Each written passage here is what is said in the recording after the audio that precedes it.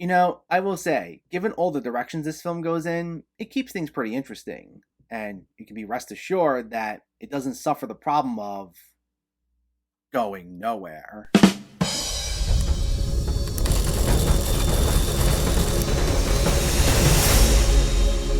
What's going on, everyone? Welcome back to my channel. Today we're talking about a brand new VOD release, The Nowhere Inn. Before we begin, let me know in the comments what your thoughts on this movie were, if you already saw it or if you're planning on seeing it, and make sure to hit that thumbs up button if you like these reviews, as it helps me out immensely by getting my channel out there. And if you're new here, I hope you consider hitting that subscribe button so you can stay up to date with reviews of new releases, older films, hidden gems, and so much more on a near daily basis. But let's jump right into it and let's talk about The Nowhere Inn.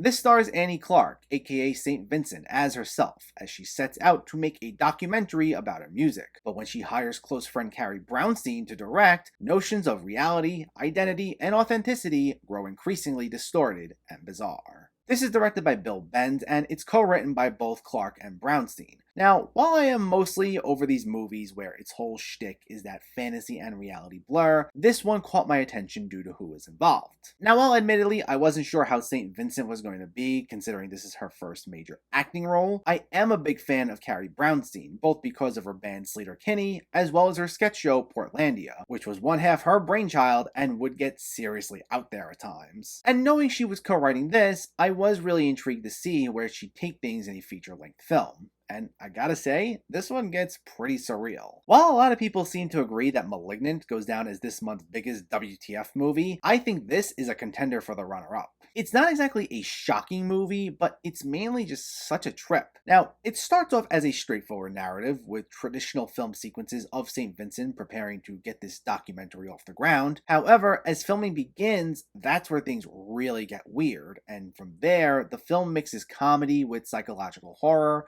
while going in and out of a documentary style. The film is ultimately a satire of celebrity narcissism, with Clark being an over-controlling version of herself, where she starts staging bizarre, elaborate scenarios that get weirder as the movie goes on. Though the irony is, it's an attempt for audiences to get to know the quote-unquote real her, while Brownstein looks on in horror as she starts losing control of the production. And it takes on this extremely meta tone. It goes back and forth pretty regularly between traditionally filmed sequences and documentary sequences. So one minute we're watching footage of this documentary itself, and the next it plays like a straightforward movie where we're watching characters get this film together. And because of this narrative tactic, it'll trick the audiences repeatedly into what's supposed to be what. Like, there are sequences where a character is seemingly having this trippy vision, or they're getting into an argument with someone, but then the camera pulls back and it reveals the documentary crew, and we thought this moment that was really happening was just a stage sequence for the documentary. However, there are sequences where they do this, but then Clark may mention that the crew we're looking at is fake and it's part of a reenactment for the documentary, and it just goes through so many weird levels. And if that description still doesn't totally make sense, well,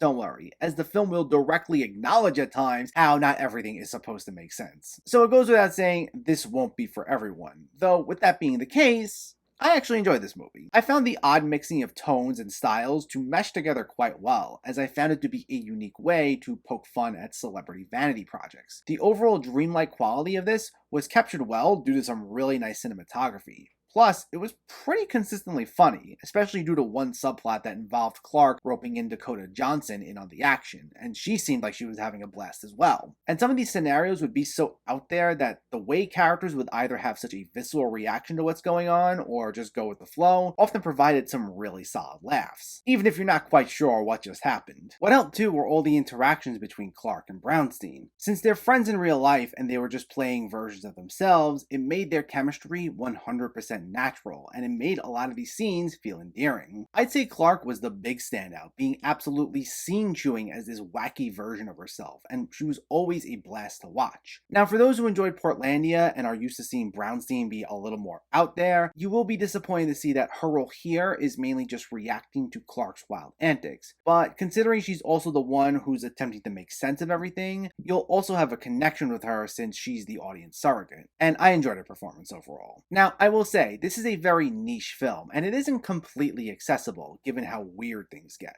I do think having an appreciation of either or both of these two leads will definitely go a long way, as their distinct offbeat sensibilities are expressed in some way, all throughout the writing, and it may help you be a little more forgiving of the film's shortcomings, some of which are actually acknowledged in the dialogue. I think it's something you can still enjoy if you're not as familiar with either Clarke or Brownstein, but I think already having a sense of who they are beforehand will go a long way here. Overall, The Nowhere Inn is a film that swings for the fences in its attempts at providing effective satire. And while it can sometimes be too confusing and too weird for its own good, it is still a nice bit of fun, with a really unique mixing of comedy, horror, and documentary to give us an utterly surreal experience. Some people just won't get it, but if you're a fan of either of these two musicians, you may appreciate it. The Nowhere Inn gets a 7.5 out of 10. So let me know, did you see The Nowhere Inn, or are you planning to see it, and what were your thoughts? Were you able to follow the story at all? Was it one of the strangest movies you've seen all year? Let me know in the comments below so we can discuss. Also, if you enjoyed this video, please like it and share it, and for more movie reviews and film discussion, please make sure to hit that subscribe button to stay updated. Thanks for watching everyone, and keep having fun with film.